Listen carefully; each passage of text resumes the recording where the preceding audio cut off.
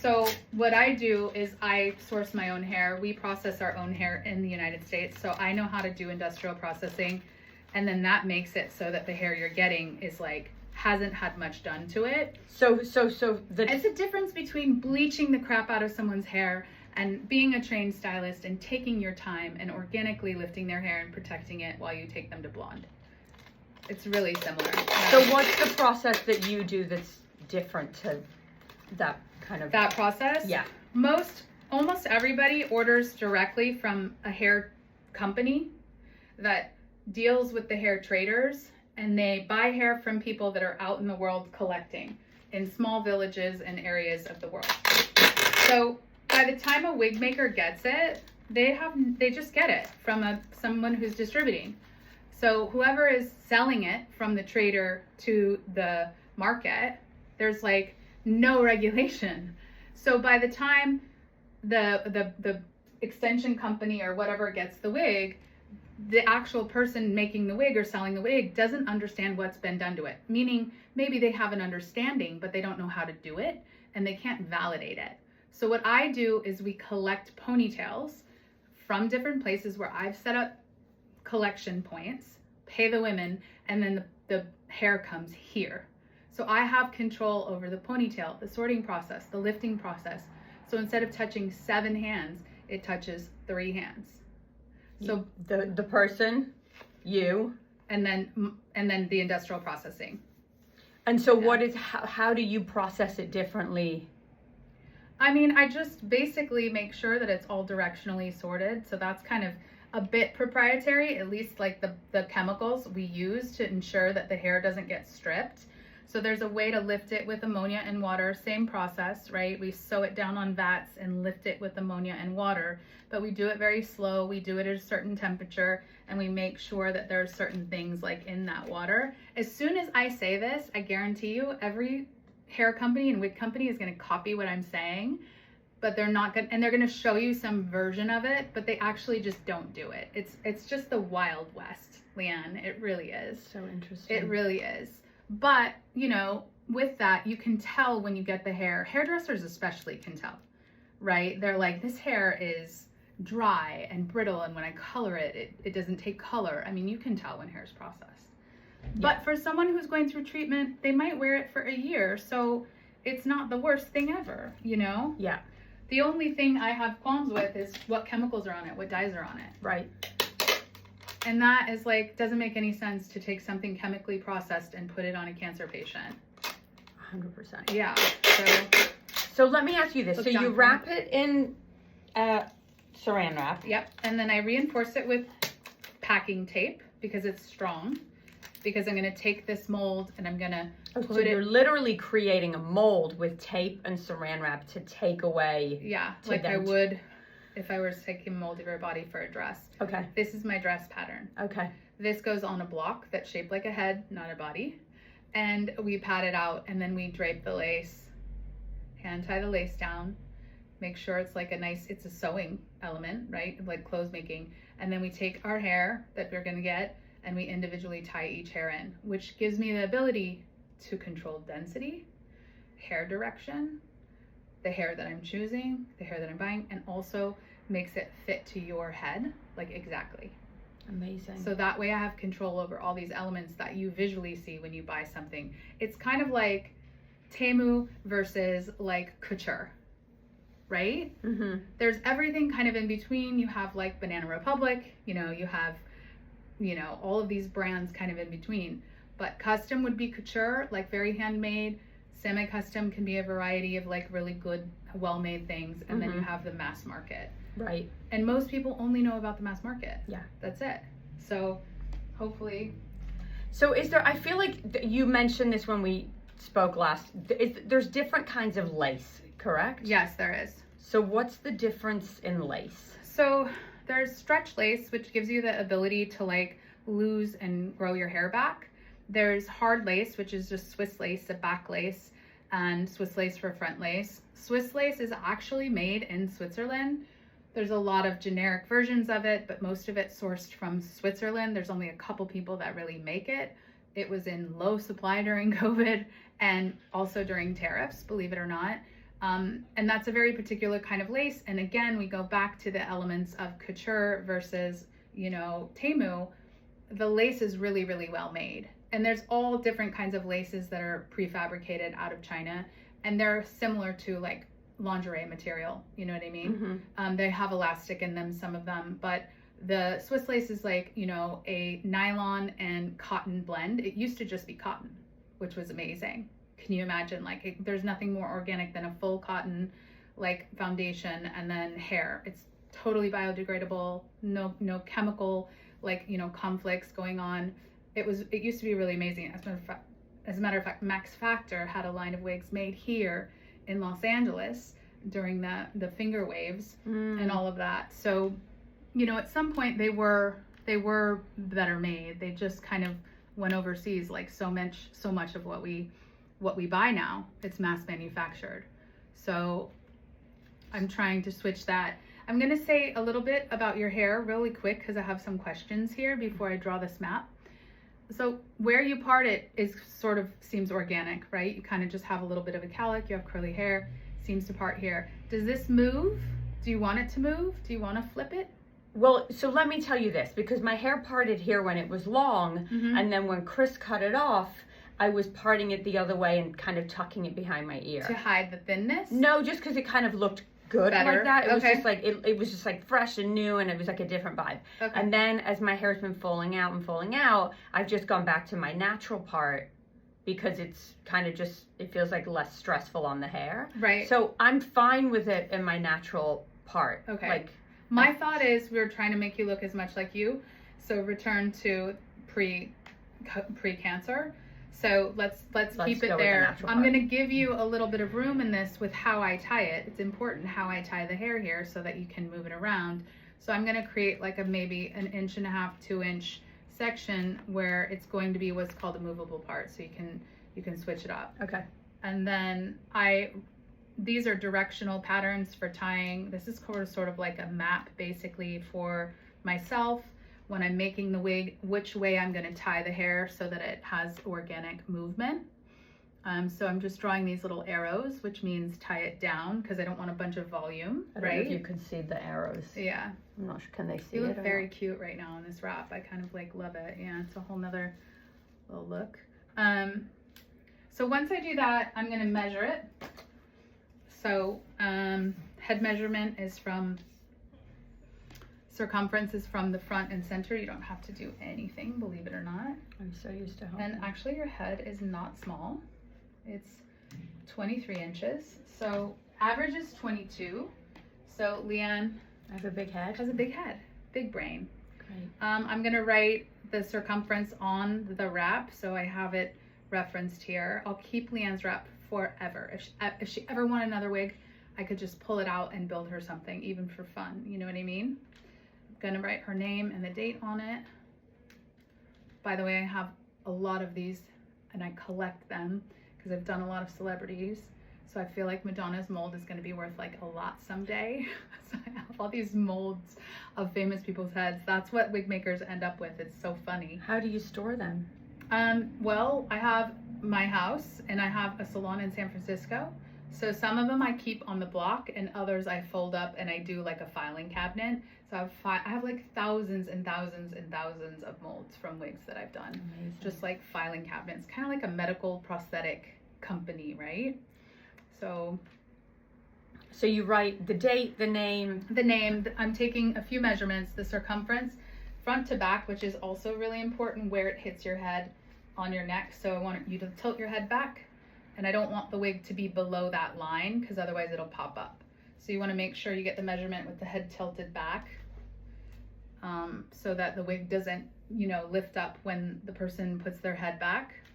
And then ear to ear, do you wear glasses? Yeah. So I'm gonna put my finger here to give her a little room for the glasses, and this is why on and off the glasses will actually rub the hair off, but it'll annoy her, you know what I mean, running into the wig right here. So I often do it just a little bit above so she has room for her glasses. And this is gonna be 10 1/4.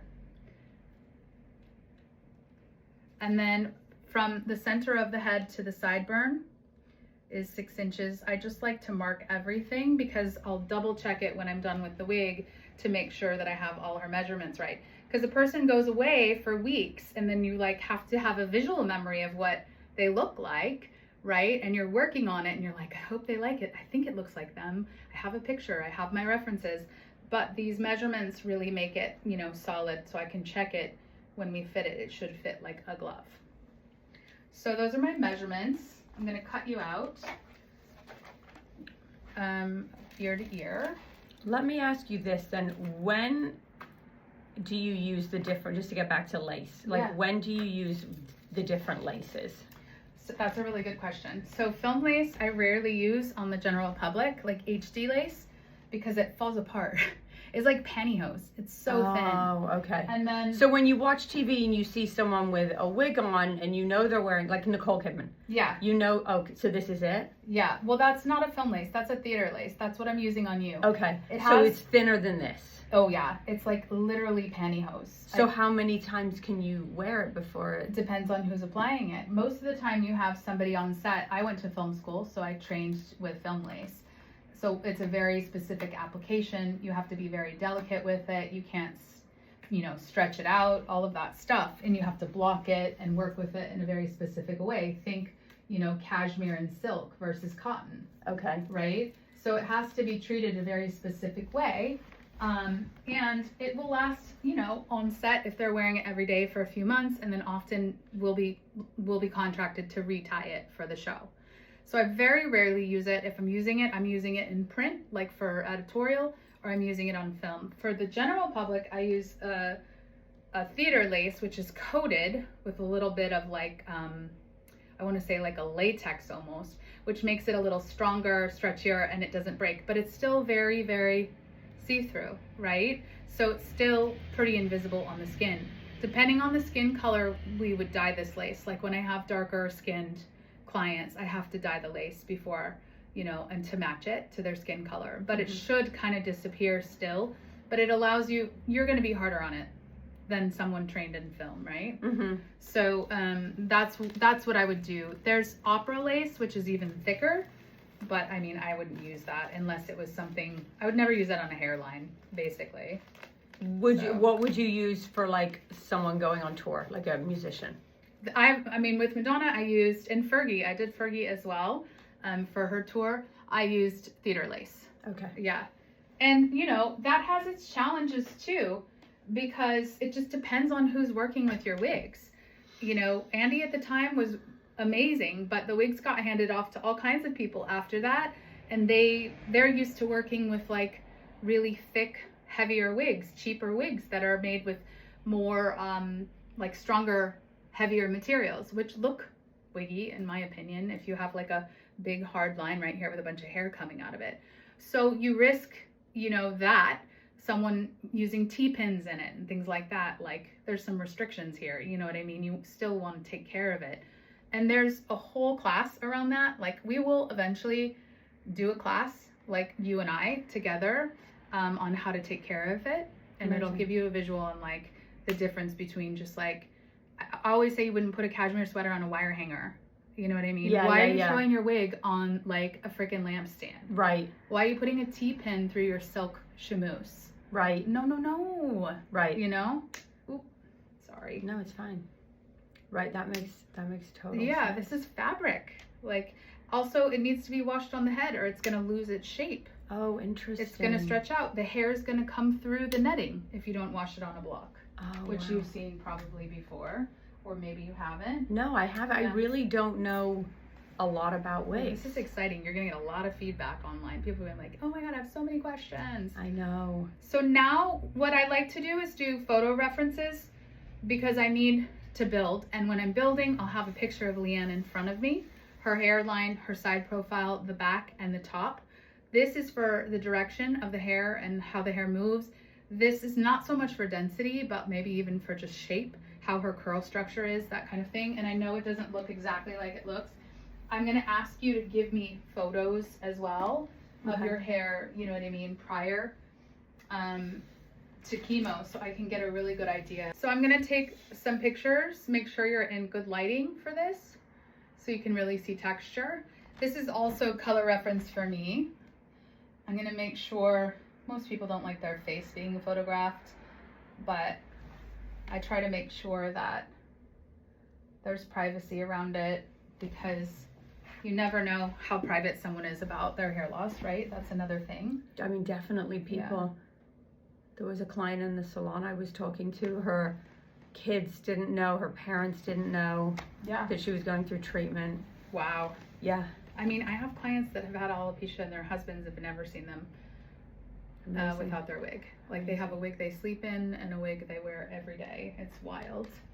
So now that we've got that out of the way, I want to talk a little bit about cold capping. Leanne, why don't you tell them what cold capping was for you? Okay, so cold capping is a process where you when you go through chemo, you can cold cap. So they basically put like this not a hat, what would you call it? Like a... It's like a cap with it's like a head wrap. With like a maxi pad underneath it, kind of. And it's kind of thick. There's different kinds. Mine sits on dry ice. So I have a lady who comes with me to chemo. So she puts it on. I do an hour of pre-meds, which is nausea, anti-nausea meds, Benadryl, steroids. So that takes an hour to get those. And then I have 2 different kinds of chemo. One takes 3 hours and my other chemo takes 1 hour. So I'm in the chair getting treatment for 5 hours. The cold cap has to then stay on for 4 hours after chemo ends. So from the Penguin is the company I'm using. They switch out your cold cap every 25 minutes. So the lady comes, she's got a ice box with dry ice, and every 25 minutes she takes rotates it off, puts it on dry ice, and kind of rotates the 3. We then drive back to my house after treatment, and she sits with me for it takes about an hour to get home. So for another 3 hours, she's here, and we switch it out the whole time. Now, different chemos affect hair loss differently. I am under the impression, and obviously don't quote me on this, that if you get treatment every week, you have a less chance of losing your hair than if you get treatment every 3 weeks. Every 3 weeks. So I'm getting treatment every 3 weeks. I think that's true. Okay. Yeah. I did not know about like shedding, right? I'm sure I lost my hair had gotten thinner, I've lost so much hair, but the shedding that we're talking about is next level. So from I think it was day 14 to 21, or maybe it's 14 to like that 2 weeks after your first treatment, your hair starts coming out. Like I've said, I mean, I have photos of handfuls of hair coming out. Yeah, if you look back through your reels, you can see how much hair was coming out. Yeah. Yeah. Also, because I cut my hair, I didn't have the tangling, but I have friends and people I know where it just, the texture changes, it mats. You're trying to comb it out, you're losing so much. So I was not prepared for how much I've lost. And even now, if I literally do this and people say, don't touch your hair, I'm not touching it. I'm literally like... And there's a few that there's like out. And that's all day, every day. Yeah. It's everywhere. It's on the couch, it's on the bed, it's on the floor. It's just... So you're still living with this constant anxiety that it's all going to fall out, and it is falling out. It's just happening really, really slowly. Yeah. Yeah. So I had like a 2-week period where I lost a ton. Because I've got some, you can see, like, I think you can kind of see here. It's way thinner here. It feel like back here is way thinner. Back here and in my part, because it's dyed, it's got the powder on it. You can't really see, but it's so much thinner, like all the way through here, throughout. I don't know if my hairlines come up. It feels like my hairlines. Your hairline's thinner. It is. Yeah. When I'm looking at it, the photos. Yeah. So while cold capping can work, and because I share so much on social media, and people will send me photos of their hair, and I understand all parts. I understand the people that are like, I'm shaving my head, I can't live like this. Me too. I understand the people that are holding on for dear life, and they just want to have any hair on their head because it just feels like something. I have a friend that's going through it right now, and she's lost, I don't know, I'm going to say like 70% of her hair, and she's wearing scarves, and she's just got a little bit of hair that comes out. So I understand the whole thing. And for me personally, I didn't know my hair was going to fall out. I thought you cold cap, you save your hair. Like, that's it. Right. And I think there just should be more information altogether, don't you? Yeah. Just like, okay, well, it might not work. And here's the wig option. Here's some places to go for wigs. Here, if it doesn't work, I I think that what's hard about it is that if it doesn't work, you do have to go find wigs, but you can't necessarily wear wigs while you're cold capping, which I disagree with, because I have had clients who kept cold capping and then worn a wig behind their hairline the whole way through. So for me, in my experience over the years, we've cheated, which is not recommended according to their guidelines, but I have found that most women dye their hair, style their hair, wash their hair, and brush their hair. So they have a very difficult time through the process. But if you're very attached to your hair, it's definitely worth a try. I agree with that, like 100%. Like if that's your biggest fear and you're like, I would try anything, quite honestly, if I thought I was gonna lose my hair. That would be me personally. I'm very attached to my hair. I know it. You know, I know a great wig maker, so I know I'm good, but I don't think it would stop the actual anxiety and the feeling, right? Especially with breast cancer, you lose your breasts, you lose your hair, you get gray from the chemo. There's all these other things. Your skin changes, everything changes, and women are kind of like, what are my options here? And I think everybody handles it differently. Everybody does. But the cold capping has been really interesting to be a wig maker and be on that side of things, because often they're expecting it to work, and then when they see me, they're in crisis and they need something right away. Worse crisis than they were when they got diagnosed, because they're in the process of losing it, right? Yeah, and you're panicking. Right. And you're like, am I going to be bald? And for some of us, that's fine. Like, some people are really confident in that. And I have, friends that are like that even, but I know not me. Right. Not me. I work in a salon. You work in a salon. It's hard. I have to say, it's hard to go into the salon. I think the salon is the thing that gives me the most anxiety, because you're in the mirror all day. I mean, I was in the salon yesterday for the first time in 3 weeks. I'm doing like a couple of days every 3 weeks in between chemo. And you're in the salon, and it's like I spent my whole life in front of a mirror. And so I'm used to what I see, and I'm looking, and like you said, my skin is different, my skin texture is different, my hair is different. And everyone's looking at everyone, whether we want to be or not. That's just, we go to look. Oh, look at that hair over there. Look at this person over there. That's a cute outfit. We're always looking at each other. It's an aesthetic industry. Yeah. It's impossible not to. Yeah. So the cold capping thing, while it's great, and for those people that it works, it's amazing. And for those people that it doesn't work, Come get a wig. Yeah, like I'm holding on to mine for as long as I can. I think I'm just going to end up shaving mine, because the stress of it right now. Yeah. I don't know, maybe watching it fall out. Yeah, like maybe I'll get the wig and I'll be like, it's fine, I'll keep what I have and still wear a wig. But I think there's also some kind of like a release of like letting go and starting over and having no attachment. Yeah, well, we'll stay along for the ride, because we'll see how you feel like moment by moment, and it changes. Do you think I've lost like more hair or less hair than other people you've seen? I think you're average, and I think you'll continue to lose, and that's what stresses me out, is because right now it's like acceptable. Like I think most people would look at Leanne and say, she has plenty of hair. Right. Like, I wouldn't double take her in the grocery store. I wouldn't think anything right now at all. I wouldn't know about her personal struggle whatsoever. But I know that it's going to continue, because every time you touch it, it's falling out. So, and even if you're not touching it, you shampoo it, it's falling out. You wake up, it's falling out. Like, it's not about, because people are like, don't touch it. But it's not like I'm like, oh, I'm touching my hair, It has nothing to do with you. It's just the response to your chemo and your cold cap experience. And so what I'm concerned with is you're only halfway through. And if this is not even halfway through. Not even. And this is how much you've lost. Oh, not even halfway through. What does it look like at the end? Because then you have to work on growing your hair back. And then the hair that you've lost, this, is going to come back in.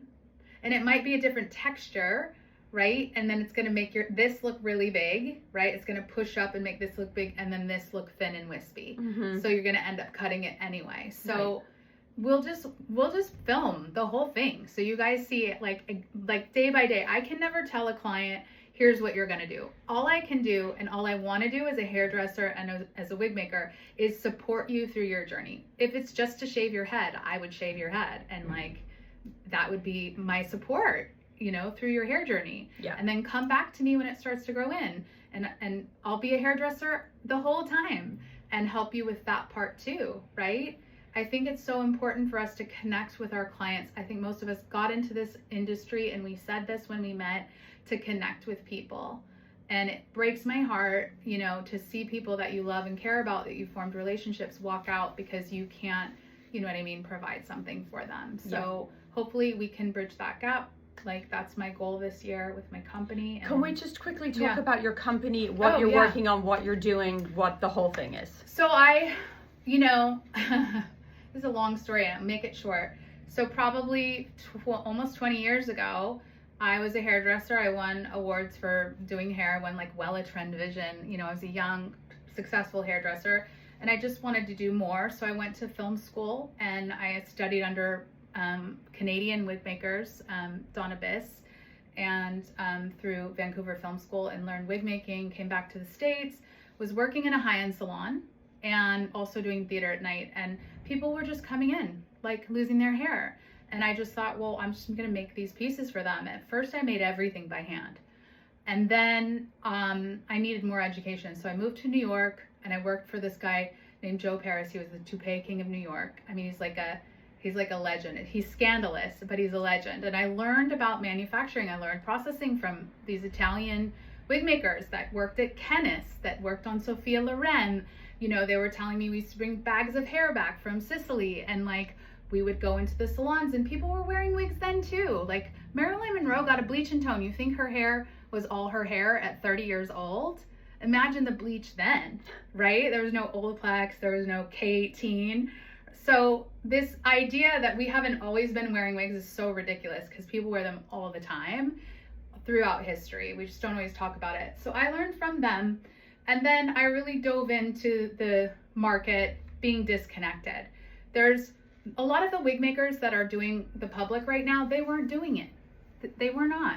They just weren't. I couldn't get education from anyone on the public market. It was really trial and error. I was trying to take a film and theater wig and put it on a client, and people were like, you can't do that. And I was like, yes, you can. It looks better. Train my client, train the hairdresser, walk through that process with everyone. So I've been doing that for a very long time. And then I built my own supply chain, which I kind of described in the earlier, because I had issues with the ethical part of the hair coming. So now we're launching, I will have a semi-custom wig line that's gonna launch in high-end salons. I'm working with my network of hairdressers, right? So you'll be able to say, I saw Mariah Dierman, I want a wig from her, and I want a really high-end hairdresser. You'll be able to walk into a salon and work with somebody that I've trained, get a wig, have it cut and colored by them. They'll be trained to fit it, right, to go through this consultation with you. And I'm really hoping that like elevates and changes our industry. I think it starts from the top down. I really do. And that's been my mission over the last like 20 years.